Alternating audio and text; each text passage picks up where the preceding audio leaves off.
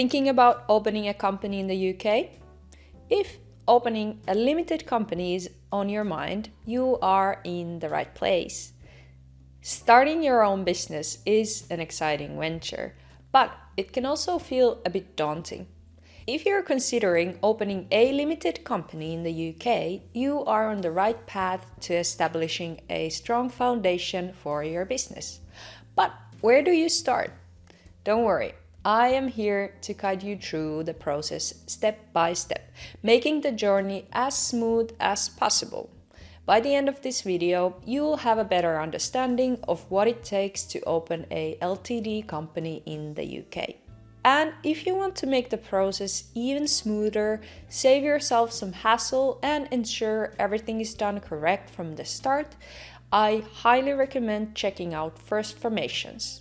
They are the UK's leading company formation agent, trusted by over 1 million businesses since 2014.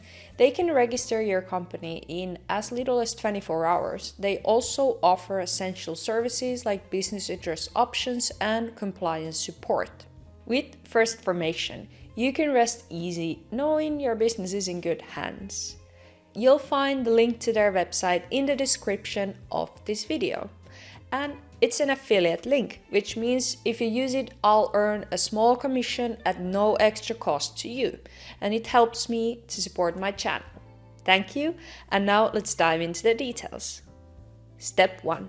Is a limited company right for you?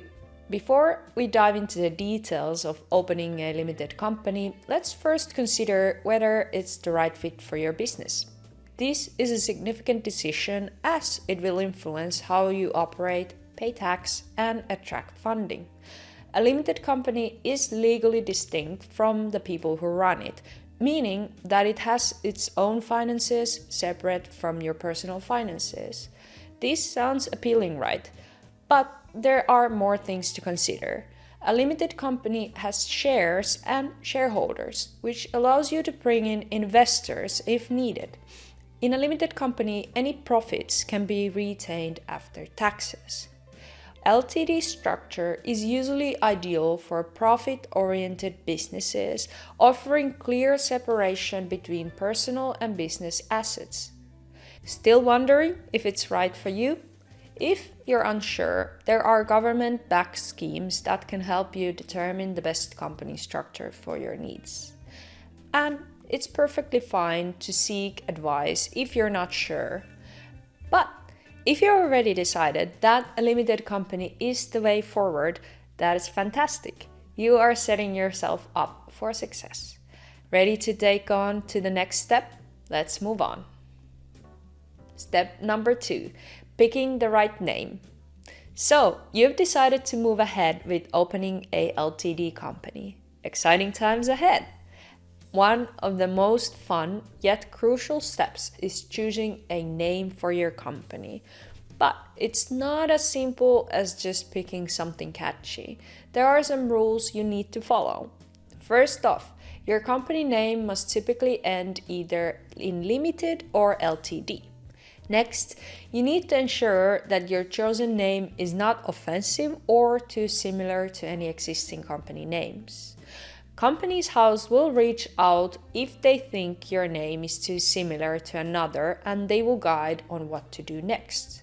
However, it would be disappointing being told you need to change your company name after you've already started using it. To avoid this, use the company name availability checker, and I've linked it for you in the description of this video. This will help you ensure your name is unique from the start. You might be also thinking, what if I want to trade under a different name? Don't worry, you can do that too. This is known as a business name, and it can be different from your registered company name. Ready to find the perfect name? Get creative and make sure it reflects the core of your business. Step number 3, choosing directors and a company secretary. Now that you've got your name sorted, what's next? Now it's time to decide who's going to run your company. Every Ltd company must have at least one director who will be legally responsible for everything from the company's records to its overall performance. If you're thinking that this sounds like a lot of responsibility, you are absolutely right. But don't worry, it's manageable as long as you understand your duties. As a director, you'll need to follow the rules outlined in the company's Articles of Association. These are essentially the company's rulebook, so it's important to familiarize yourself with them. You will also be responsible for keeping accurate records and reporting any changes to company's house. And don't forget, you need to file the company's accounts and tax returns on time. Yeah, I know it's a lot to keep track, but this is a part of the adventure of running your own business. Here's another tip. If you are not confident about handling everything on your own, you don't have to appoint a secretary, but that could lighten your workload. This person can assist with administrative tasks, allowing you to focus on growing your business. Not sure if you need one? It's okay to consult a professional advisor or your trade association for guidance. Now, are you feeling ready to take on the role of director? Let's move forward. Step number 4, deciding on shareholders or guarantors. With the company's leadership sorted out, it's time to think about ownership. Most Ltd companies are limited by shares, meaning they're owned by shareholders. So, who's going to own your company? If you are the sole shareholders, congratulations, you own 100% of the company. But what if you want to bring others on board? The good news is there is no maximum number of shareholders, so you can have as many as you like. The price of an individual share can be any value you choose, and shareholders will be responsible for paying for their shares in full if the company ever shuts down. Here's where things get interesting. You can set a low share value, like £1, to limit the liability of your shareholders to a reasonable amount. It's a smart way to protect everyone involved. Also, if you own shares in a company, you might receive dividend payments. Who doesn't love extra income? But remember, dividends are usually subject to tax, so it's worth checking the tax implications on HM Revenue and Customs website. Does this sound like a lot to think about? It is, but it's all part of opening a company that's built to last. Are you now ready to decide who will own what? Let's dive into the next step. Step number 5, identifying people with significant control. Next up is a more technical but crucial step, identifying people with significant control, or PSCs. You might be wondering, what is a PSC and why does it even matter? That is a good question. A PSC is a person who has significant influence over the company. Typically, it's someone who owns more than 25% of the shares or voting rights. If someone has the power to appoint or remove the majority of the board of directors, they're also a PSC. Now you might be asking, why is this important? Transparency is key in the business world, and knowing who holds significant control over your company is part of this transparency. This step is especially important if you're planning to have multiple shareholders or if your company structure is more complex. If you're still scratching your head thinking this sounds confusing, don't worry, you're not alone. There is a full PSC guidance available in government website if you want to dig deeper. And I also highly recommend seeking professional advice if you're dealing with a complex situation. It is better to get things right from the start than deal with complications later on. Feeling more informed? Let's move on to the next essential step in opening your Ltd company. Step number 6. Preparing the essential documents running your company.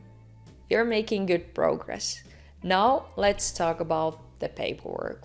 I know, it is not the most exciting part, but it's absolutely necessary. To legally run a Ltd company, you need to prepare 2 key documents, the Memorandum of Association and the Articles of Association. What are these, you may ask? The Memorandum of Association is a legal statement signed by all initial shareholders or guarantors agreeing to form the company. If you're registering your company online, which by the way I highly recommend for convenience, this document is created automatically, so you don't even have to worry about drafting it yourself. That is easy, right? The Articles of Association, however, they are a bit more involved. These are the written rules about how your company will operate, agreed upon by the shareholders, directors, and company secretary. Think of it as the rule book for your business.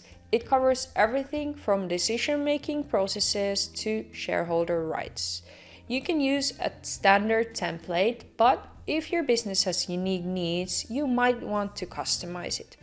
Just remember that once these documents are in place, they form a legal backbone of your company, so it is crucial to get them right at the start. Are you still not sure where to start? Don't hesitate to get legal advice to make sure your documents are solid. Ready to tackle the paperwork? Let's keep going. Step number 7, keeping your company's records in order. Let's talk about something that will keep your business running smoothly: record keeping. It might not be the most glamorous part of running a business, but it's absolutely crucial. So, what records do you need to keep? First, you need to maintain accurate records about the company itself. This includes details about directors, shareholders, and any company secretaries. You'll also need to keep track of any shareholder votes and resolutions. These are important decisions that will affect how your company is run. But that's not all. If your company has taken out loans or made promises to repay them, you'll need to keep records of those too. And don't forget about transactions where someone buys shares in your company or any loans or mortgages secured against the company's assets. Feeling a bit overwhelmed? That is completely okay. This is a lot to manage, but keeping your records in order will save you headaches down the road. You are also required to maintain a register of people with significant control, which we already talked about earlier. Here's another pro tip: considering hiring a professional accountant to help you with your tax applications. HMRC may check your records to make sure you're paying the right amount of tax, so it's worth having an expert on your side. And remember, you must keep these records for at least 6 years from the end of the last company financial year they relate to. In some special cases, you might even have to keep the records longer. So it's very much worth checking the government website for details. Ready to keep things organized? Let's move on to the final step. Step number 8, registering your company. You are almost there. The final major step in opening your Ltd company is registering it with Companies House. This is the official body that handles company registration in the UK. You'll need to provide a few key details, starting with a registered office address. This is where all official correspondence will be sent, so it's important to note that this address will be publicly available. Next, you'll need to provide a standard industrial classification code. This code describes the nature of your business, and there are different codes depending on what your company does. It might sound technical, but it's an essential part of the registration process. When you register your company, you can usually register for corporation tax at the same time. This is a great way to streamline the process. But if you for some reason can't do it simultaneously, make sure to register separately with HMRC as soon as possible. Once you've completed the registration, you'll receive a certificate of incorporation.